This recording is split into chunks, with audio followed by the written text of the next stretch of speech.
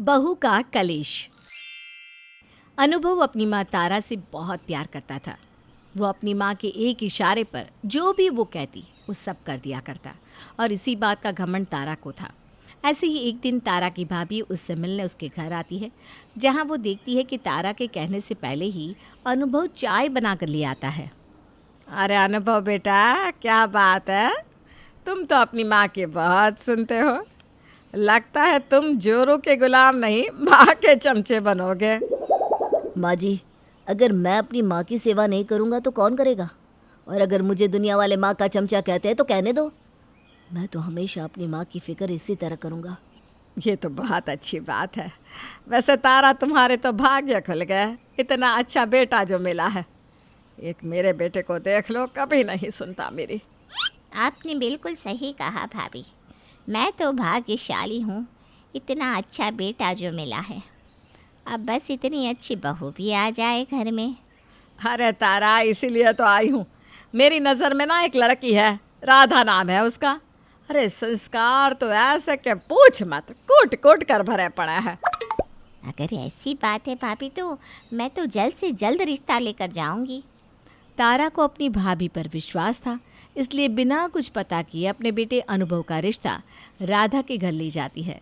बहुत जल्द राधा और अनुभव की शादी हो जाती है, पर राधा के बारे में जितना सुना था राधा उसकी ठीक उल्टी थी। शादी को हुए अभी एक हफ्ता भी नहीं हुआ था कि राधा ने अपना असली रंग दिखाना शुरू कर दिया। अनुभव बेटा, मेरे सर में बहुत दर्द हो रहा है। मैंने अपने कमरे में देखा पर दवाई नहीं मिली। अगर तेरे पास सर दर्द की दवाई हो तो दे दे। माँ, सर दर्द की दवाई तो मेरे पास भी नहीं है। आप बस मुझे 5 मिनट दीजिए, मैं अभी दुकान जाकर लेकर आता हूँ। क्या आप भी इस वक्त दवाई लेने के लिए दुकान जाएंगी? अरे रात के 11 बज रहे हैं, दुकान बंद हो गई होगी। माँ जी, सर में कुछ बांध लो, दर्द आराम हो जाएगा। आपको कहीं जाने की ज़रूरत नहीं है। राधा, मैं छोटा बच्चा नहीं हूँ और रात के 11 बज रहे हैं, पर तुम्हें दिखाई नहीं दे रहा कि मेरी माँ का सर दर्द से फटा जा रहा है? इतना बोलकर अनुभव अपनी माँ के लिए दवाई लेने चला जाता है। अनुभव के जाने के बाद राधा अपना पूरा गुस्सा अपनी सास को दिखाती है। माँ जी, अनुभव जी तो आप पर जान छिड़कते हैं, पर आप कैसी माँ हैं? आप मना नहीं कर सकती थी? भला इस वक्त कौन जाता है बाहर? बहू शांत हो जा। केमिस्ट की दुकान इतनी भी दूर नहीं, और अगर मैं अनुभव को मना कर भी देती तो भी नहीं मानता वो। तारा अपनी बहू की बातों का बुरा नहीं मानती और अपने कमरे में चली जाती है। कुछ देर बाद अनुभव आकर अपनी माँ को दवाई देता है और अपनी माँ के पास बैठकर अपनी माँ का सर दबाने लगता है। ये सब देखकर राधा को बहुत गुस्सा आता है। कुछ देर बाद रात में जब अनुभव अपने कमरे में जाता है तो राधा कहती है, मिल गया समय। भूल जाते हो क्या कि तुम्हारी बीवी भी है जो तुम्हारा इंतज़ार करती रहती है? अरे आखिर कब तक माँ के पल्लू से बंधे रहोगे? अपने माँ के पल्लू को छोड़ते क्यों नहीं हो तुम? तुम्हारी माँ जितनी भोली और सीधी दिखती है ना, वो उतनी है नहीं। राधा, तुम्हें क्या हो गया है? तुम इतनी छोटी सी बात को लेकर मुझसे लड़ाई कर रही हो? सो जाओ, वैसे भी काफ़ी रात हो चुकी है। पता नहीं कैसे आदमी से शादी हो गई, ये तो माँ का चमचा निकला। मुझे इसे अपनी तरफ करने के लिए इन माँ बेटे के बीच में लड़ाई करवानी होगी। जब तक इन माँ बेटे में प्यार रहेगा, मेरा पति मेरा नहीं होगा। राधा अपने पति को अपना गुलाम बनाना चाहती थी, पर अनुभव तो पहले से ही अपनी माँ का चमचा था। इसीलिए राधा तारा और अनुभव के बीच में फूट डलवाने की कोशिश करती है। ऐसे ही एक दिन अनुभव के आते ही राधा जानबूझकर गिरने का नाटक करती है। माँ जी, इतनी छोटी सी गलती के लिए आपने मुझे जानबूझकर धक्का दे दिया। आपने ऐसा क्यों किया माँ जी? क्या हुआ राधा? देखो ना अनुभव, आज मुझसे चाय थोड़ी मीठी बन गई। मैं माँ जी के लिए दूसरी चाय बनाकर ला रही थी, पर माँ जी ने जानबूझकर मुझे पीछे से धक्का दे दिया और मैं फर्श पर गिर गई। नहीं बहू, मैंने कुछ नहीं किया। तो अनुभव के सामने इस तरह से झूठ क्यों बोल रही है? उल्टा जब तू गिरी तो मैंने ही तो तुझे उठाया और तुझसे पूछने ही वाली थी कि क्या हुआ, पर तू तो सारा झूठा इल्ज़ाम मुझ पर लगा रही है। क्या? मैं झूठा इल्ज़ाम लगा रही हूँ? सही कहा माँ जी, मैं तो झूठी हूँ।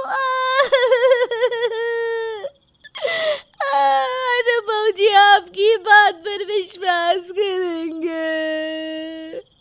राधा, बात विश्वास करने की नहीं है, बात गलतफहमी की है।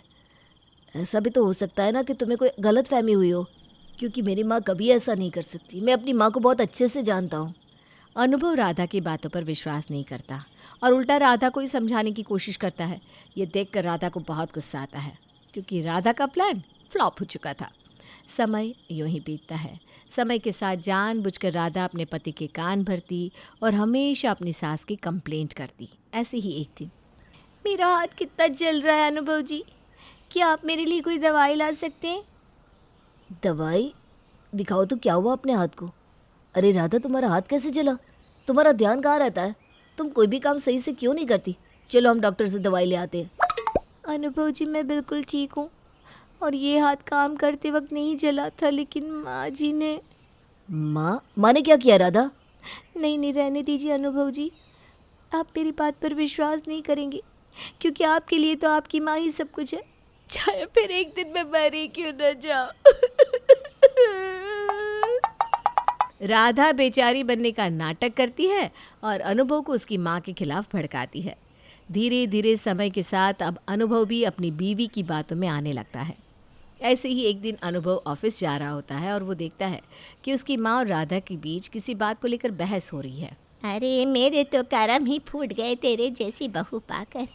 मुझसे कहा गया था कि तेरे अंदर संस्कार कूट कूट कर भरे पड़े हैं। मुझे क्या पता था कि ससुराल में आने के बाद तू मुझे ही कूटेगी। घर का एक काम नहीं करती, पर मेरे बेटे के सामने ऐसे जताती है जैसे मैंने तुझे इस घर का नौकर बना रखा हो। माँ जी, कल सच में मेरी तबीयत बहुत खराब हो गई थी, इसलिए काम नहीं कर पाई, पर मैं वादा करती हूँ आज घर के कामों में कोई कमी नहीं होगी। आप प्लीज़ नाराज़ मत होइए, आपकी नाराज़गी से मुझे बहुत डर लगता है। हैं? तो अचानक शेरनी से भीगी बिल्ली कैसे बन गई? माँ, ये सब क्या है? अब क्यों सुबह सुबह राधा पर भड़क रही हो? राधा, तुम्हारी तबीयत ठीक नहीं है ना, तो तुम घर के काम क्यों करोगी? जाओ, जाकर आराम करो। माँ, राधा जब तक ठीक नहीं हो जाती वो घर का कोई काम नहीं करेगी। अरे तेरी बीवी करती ही कौन सा काम है? इतना बोलकर तारा भी गुस्से में वहाँ से चली जाती है। समय के साथ राधा धीरे धीरे अनुभव को अपनी तरफ कर लेती है।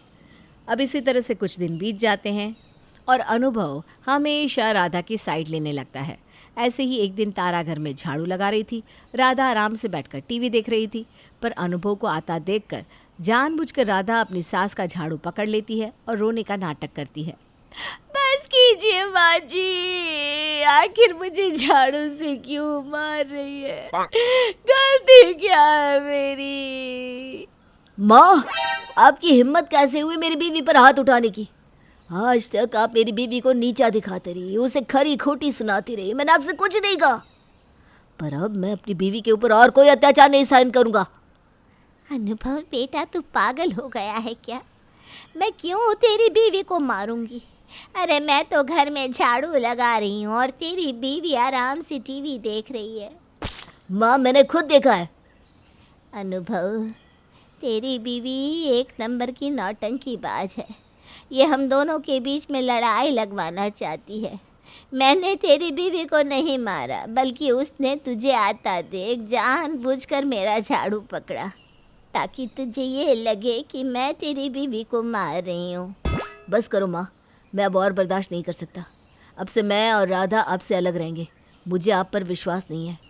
अनुभव, जो अपनी माँ के कहने से पहले ही अपनी माँ की बात समझ जाता था, आज वो अपनी माँ के लाख समझाने पर भी उसकी बात नहीं मानता और अपनी बीवी के लिए अपनी माँ से ही लड़ जाता है।